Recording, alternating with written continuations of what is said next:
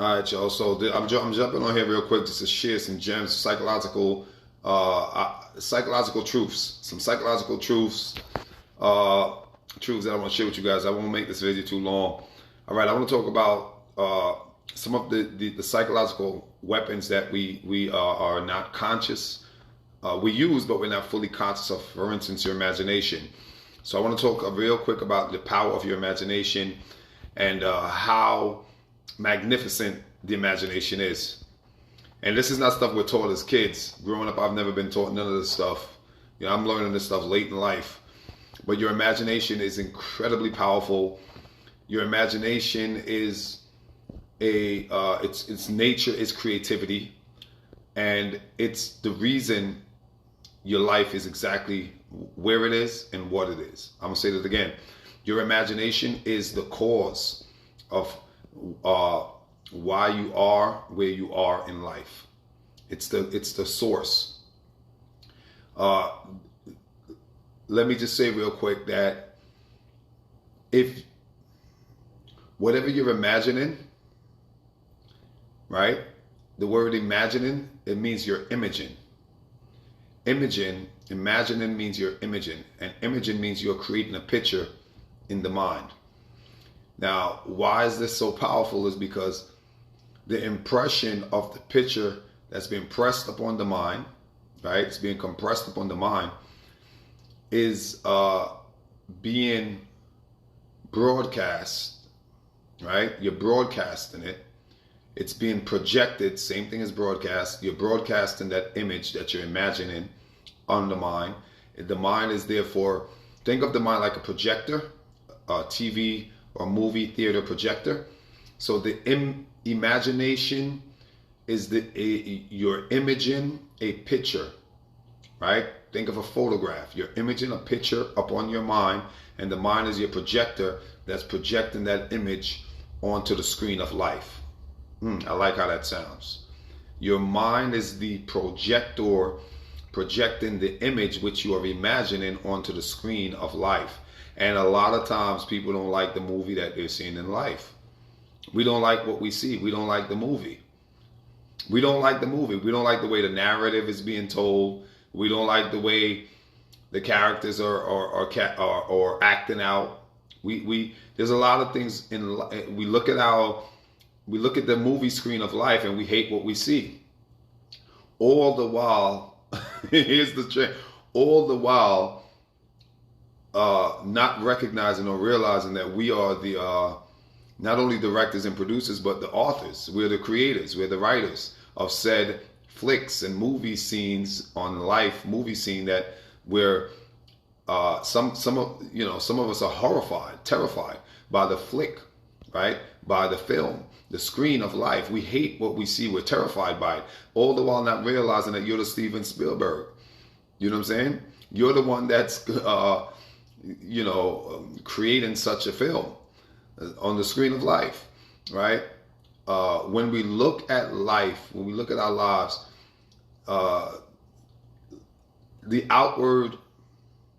looking at the outward appearance is objectivity.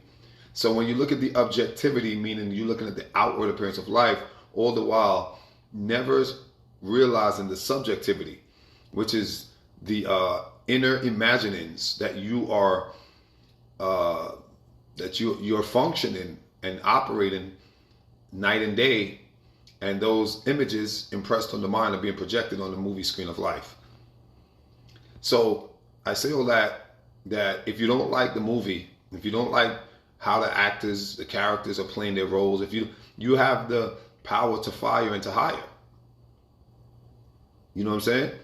You're the owner of the studios. You own all the cameras, the equipment. You're funding it, right? You're funding everything. You're financing everything. So you can pull plugs at any moment. Why? Because it comes back to, again, the power of the imagination. It is you imaging these things upon the mind and the mind projecting them, and you hate what you see. So therefore, rather than complain objectively, right? Rather than complain about the objectivities, which are the outside things that you don't like to see, focus on the subjectivity, which is within yourself. And the imagination once you understand that you are the one imagining these things and creating these images, and these images is just being projected from you, from the projector of your mind, then you can rewrite your story.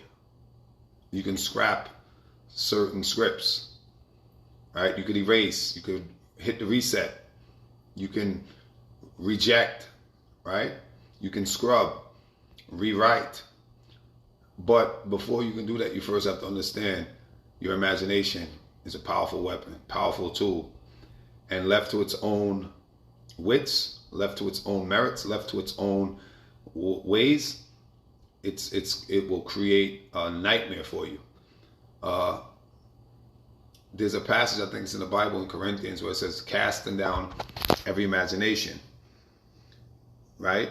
So the imagination is a powerful tool that can be wielded for the good of and betterment of your life, or for the horrors of your life. But you must wield it. And before you wield it, you must understand, you must have a knowledge of yourself and your weapons and your superpowers. Did you know that your heart, electromagnetic radiation or frequency, is 5,000 times stronger than the EEG, which is your brain's electromagnetic frequency? EEG, electroencephalograph. Your heart pulsates and radiates and emits an electromagnetic field. And that field that emits from your heart is 5,000 times stronger than the field that emits from your EEG, your brain waves. Why is that necessary? Well, that goes to show you that your heart electromagnetic frequency, or the radiation that it emits, it has a magnetic aspect. It's magnetic. And the brain is electric. That's what's called the EEG, electroencephalograph. So it's the electricity from the brain waves, magnetism from the heart waves. But your heart field is 5,000 times stronger than your brain waves. Why I bring that up is to show you that the imagination, how to use it, is not an intellectual. You can't just rely on reason, in other words. You can't rely on reason. You can't rely on logics. You can't rely on rational thinking. Why? Because your heart waves are stronger, 5,000 times stronger than your logical, rational thinking waves. So it must be something that, you ever hear somebody say, put your heart into it? He does it with all his heart, all his might. When you love something, when you love what you do, it's not work. He's passionate about, he's enthusiastic, right? All those are talking about the heart waves. All those words are encapsulating the magnetic power from the heart, right? That's why I said, do it from your heart, feel it within your heart. Never say feel it within your thoughts or in your brain, because your brain waves are very, for lack of better expression, they're weak compared to the heart waves. And the secret is to synchronize the two. Because if they're not in sync, then you have conflict. And we are by nature at conflict within ourselves. Every human being is a walking contradiction. Our heart waves and our brain waves are constantly in conflict. Our left brain, our right brain, constantly in conflict. Upper self, lower self, constantly in conflict. So we're just walking, we're just a walking, talking hodgepodge of contradictory, conflicted feelings. So the secret is, to make the two one. It says when you make the two one, there's a passage in the Bible that talks about, can two walk except they agree? The two shall become one flesh, right? When you make the two one, you've entered into the kingdom of heaven. You found the kingdom when you make the two one.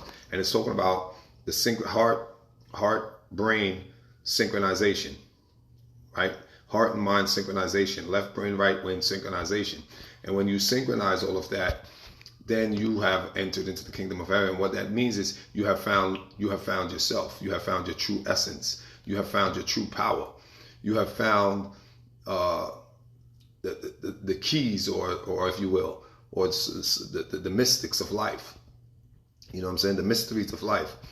And that's it. I'm at 9 minutes, almost 10 minutes. I'm going to stop it here. Till next time. Peace.